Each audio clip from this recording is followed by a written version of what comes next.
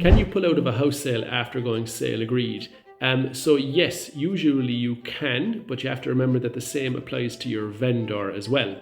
So what does sale agreed mean? It doesn't mean that the sale is or the deal is legally binding yet. It creates the intention of agreement between the vendor and the purchaser and allows the solicitor for the vendor to issue contracts to your solicitor. So essentially, until contracts are signed by both sides and exchanged, either the buyer or the seller can usually walk away fairly easily. Now, it's also important to note that even after the contracts are signed, there can often be some fairly solid get out of jail free cards in your contract. The big one of those would be the subject to loan clause, which will essentially make your contract subject to your mortgage. And if drafted properly, it'll allow you to walk away from the contract, recover your deposit if your finance falls through.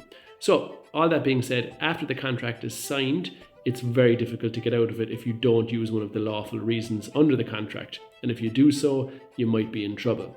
Goes without saying, don't do any of this at home or without legal advice. And for a free conveyancing quote, get on to us at Ronan Deasy Solicitors 021 206 6456 or info@ronandeasy.ie.